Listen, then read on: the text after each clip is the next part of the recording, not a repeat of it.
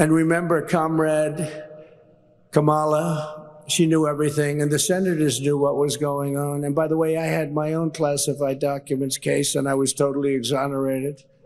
Totally. It was a case brought by Joe Biden and Kamala. She was involved. They did that in order to interfere with the election, and it still goes on, different cases, but that was, according to most, the big one. And we were totally exonerated. The case was won a month ago. Very little coverage of the case being won, I must say. I think that a lot of them. This is Michael Popok, Legal AF. You just heard a rousing and blatant set of lies Donald Trump just told at a press conference in front of what appears to be a bunch of self-selected Trump supporters about what really happened in Mar-a-Lago and the case there related to his mishandling of classified defense information. Let me set the record straight. First of all, Donald Trump is genetically incapable of pronouncing his opponent's name right. Once and for all, it is Kamala Harris, with the emphasis on not Kamala. That's one. Secondly, which he just does to be disrespectful of women, of people of color, of people of ethnicity, of people with exotic first names, and the like. Secondly, he was not exonerated in the Mar-a-Lago case.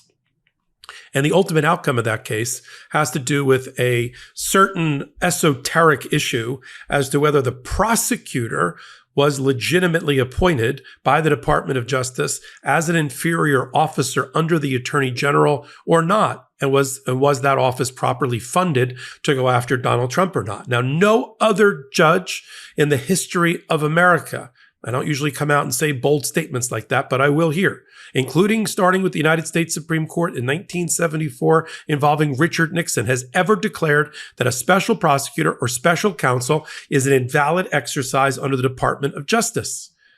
The Department of Justice has guidelines. Those guidelines and those requirements are set forth in something called the Code of Federal Regulation. The Code of Federal Regulation is ultimately adopted by Congress. So Congress signs off on those rules and regulations, which establishes the office of the special counsel once appointed. It is an inferior office of the Attorney General. It is therefore an appropriate exercise under Article 2 of the Constitution. Every court, federal court at the appellate level or trial level, except for Donald Trump's hand-picked Judge Aileen Cannon in Florida, has found that way. U.S. versus Nixon in 1974 established the validity of a special prosecutor or special counsel and even went as far as to enforce that special prosecutor's subpoena. Donald Trump wasn't exonerated. He just pulled on purpose. He filed on purpose in order to get Aileen Cannon, a new judge, Federalist Society, beholden Federalist Society judge up in a backwater of Florida where I practice, up in the northern part of the Southern District in a place called Fort Pierce, where they barely have cases there that are of any type of national import, let alone against a former president. And she made in a 93-page decision, we reported on Legal AF, she made an entirely mistaken interpretation of law to find not that Donald Trump didn't do the things in the indictment. That's an exoneration. An exoneration is if a jury or a judge had found that the prosecutors had not been put to their proof and had not properly proved beyond a reasonable doubt that Donald Trump stole national defense information and took it with him to Mar-a-Lago, stole top secret classified documents and the like. No such thing happened. There's no exoneration because you've got a judge, you tricked her into committing a basically reversible error at the trial level that's going to be reversed at the 11th Circuit by her bosses sometime in the fall.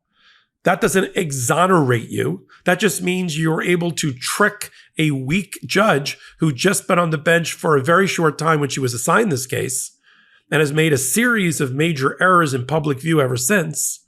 That just means you did that. That's not exoneration. That's actually goading a judge into committing reversible error. As officers of the court, you're not supposed to do that. Lawyers for Donald Trump, you should know better.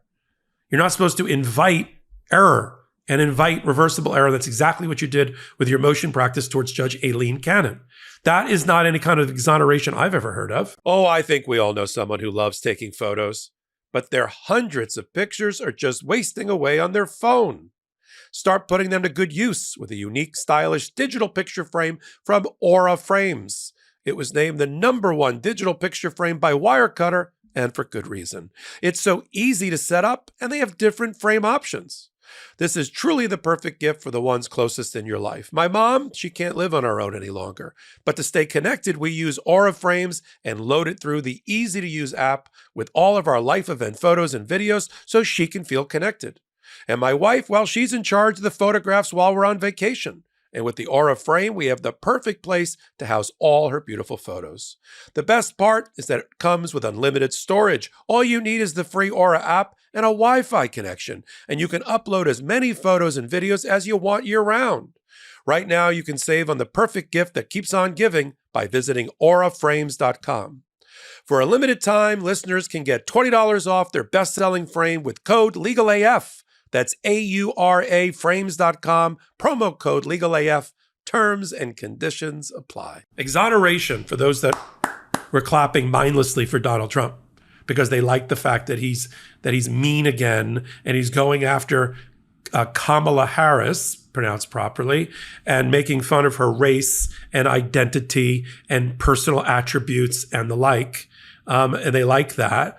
They'll take whatever he's selling. Right? You know, for them, it's like they ring a bell and they start to salivate. It's Pavlov's dogs all over again. And here you have Donald Trump lying again to the American people on the eve of the National Convention for the Democrats, saying that he was somehow exonerated by anybody. That should be a warning and a lesson to the Supreme Court. Because now Donald Trump gets to walk around and says, I was exonerated. First of all, immunity doesn't exonerate you for the other crimes. It just says you committed the crimes, but you have immunity because 6 out of the 9 on the Supreme Court, most of which you appointed, said you did. That doesn't mean you're exonerated. That means you got immunity at the last minute. In other words, you're in the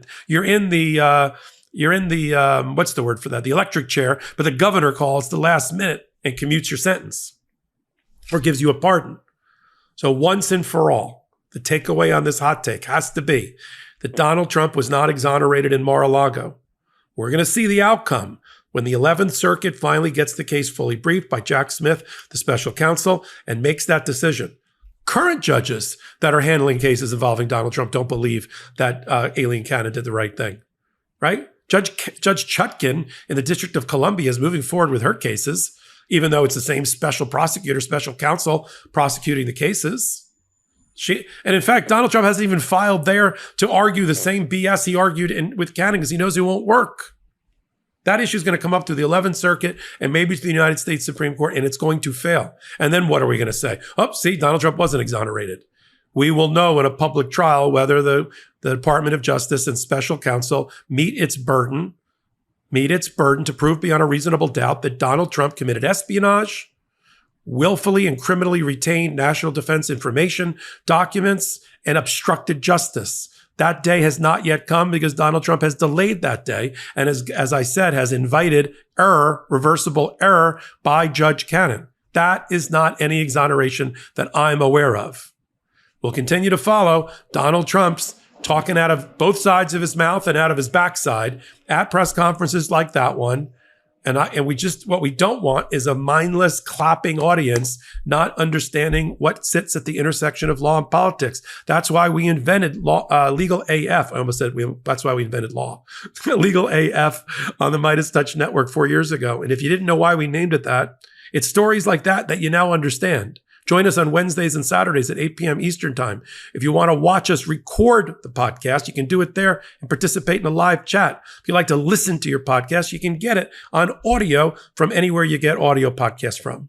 So until my next hot take, until my next Legal AF, this is Michael Popok reporting. Heary, Legal AF Law Breakdown is now in session.